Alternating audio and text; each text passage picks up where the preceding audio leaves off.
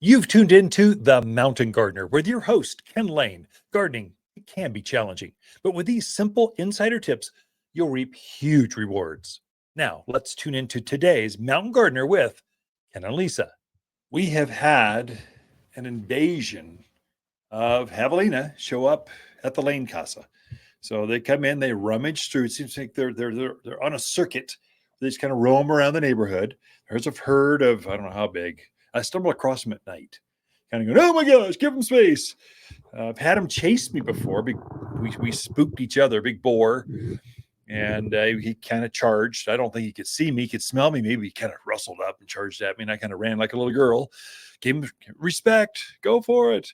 But they're in eating fruits, bird seed. They're looking for easy sources. They're omnivores. They go after whatever's easiest. And if something runs out, they go, well, let's switch gears. We'll go over here. The problem is they're a pickery, so they've got like a snout, like a pig. So they root up the soil like a rototiller. They kind of root things up. They're looking for bulbs. I love tulips. If you're planting tulips this fall, don't put them where the pigs can get them. They'll eat every single one. They're like candy to them, like a huge Snickers bar. They'll just dig up the entire garden until they get every single one of them. And so you want to plant those back where it's fenced in. They don't like daffodils. You can plant those, or narcissus. They're okay. They're poisonous, so they're not going to eat those. But most bulbs, they're gonna go after. All of your vegetable gardens are going to go after. And so there's certain plants. So in my front yard, I plant things that are kind of javelina proof. The backyard I've got fenced, and so there I can plant whatever I want. It's like a free for all. And we've got the fences there not to keep the javelina out, but to keep the dogs in. And so but they'll test. They'll push gates to see if it'll open. They're pretty smart. And so we see them get in the garden center every once in a while. So push the gates and they just kind of go, I can squeeze in here. And then it's like a free for all at the garden center. So you want to the only way to truly deal with javelina is to fence them. Sometimes even if they don't like it, they'll dig it up just to see what's underneath the roots. Going, oh, look, they loosened up the soil for me. I wonder if there's grubs or worms down here. And they'll toss your plant aside. But generally speaking, there are some plants they just don't like. They don't like herbs, anything herbally scent. So they don't like thyme, rosemary, lavender, oregano. They just don't like anything herbal. And so it's just that oils or something about it they just don't like. And so they'll leave them alone. They don't like generally grasses. So they don't like pampas grass or miscanthus or deer grass, all the native ones, bear grass.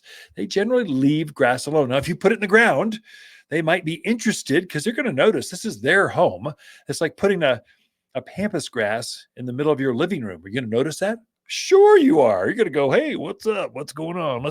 Hey, Fred, get over here. There's this new thing over here. Let's figure this thing out. And they might dig it up and throw it off to the side. You put it back in the ground. But generally, they leave them alone.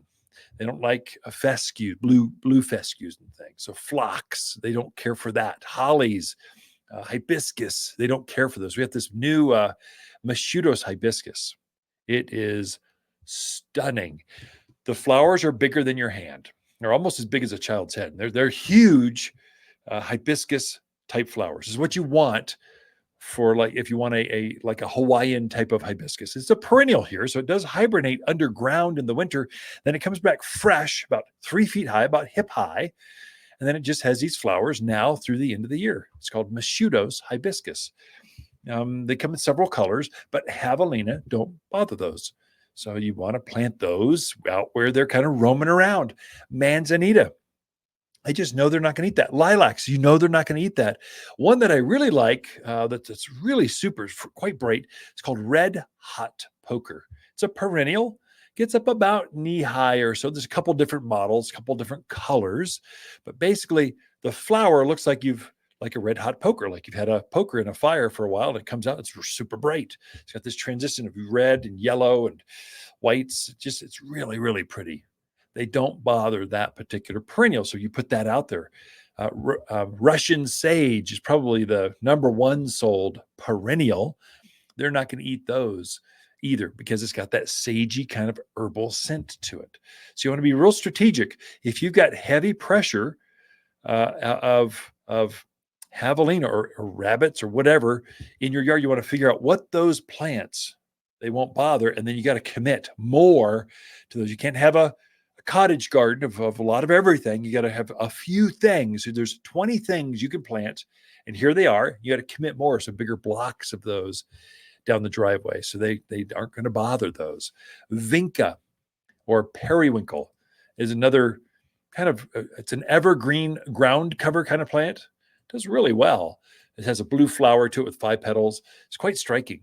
Javelina, we've just proved it out. They are not going to bother those in your garden. So commit more to those. So that's a great ground cover, or keeping a hillside intact. I don't know how to help you. I've got a list here at the Garden Center, or if you go to our website, watersgardencenter.com, just type in Javelina at the top, the list, the information will come. But if you really want to find a good list, go to watersgardencenter.com. And at the top, we've got a learn button, Learn, like learning. All the garden class handouts we put under that tab. And so it's an easy resource. And we do teach Javelina classes, how to keep the Javelina out, often. And so that handout that we use for that class is right there. Just look at Javelina resistant plant list. Generally speaking, most of the herds do read the list. Some don't, or some they'll just kind of try it, but then they'll leave it alone. But, daylilies, they don't bother. Wisteria, zinnias, pyracantha, silk tassel trees, silver lace vines, and snapdragons. We're coming into snapdragon season. They don't bother those. Like, they got a taste. They cannot tolerate. Mexican primrose, real pretty ground cover with pink flowers. It just spreads. You've got some choices, but you'll have to learn a little bit to try it. And if you're just not sure, I encourage clients that I help here at the Garden Center, go, listen, why don't you take one home and use it as a test victim?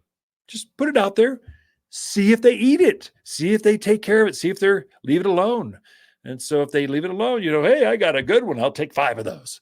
You kind of top it off that way. So test it before you really commit is probably the best way to do that. You can plant now. A lot of my Phoenix, Palm Springs, Southern California folks are, no, I can see they're predicting December will be here. I can't plant anymore. No, this is like the best planting season. What are you talking about? This is ideal. Finally, it's cool. You're not going to have to deal with all the heat of summer. This is your time. And so especially for those fall type of perennials, it's a really good time. The mums are here. Echinaceas are here. We got this phlox. Phlox is here. What was that called? I've got a couple different lilies came in that are really quite striking for the shade gardens. And so, yes, they will hibernate underground, but they're going to come back next spring and do it all over again for you. And then we have got some super cool evergreens coming. They're at the farm yet. We're loading up that truck now. And so we've got 3 or 4 farms. We were just up there touring, hand picking these different trees and shrubs.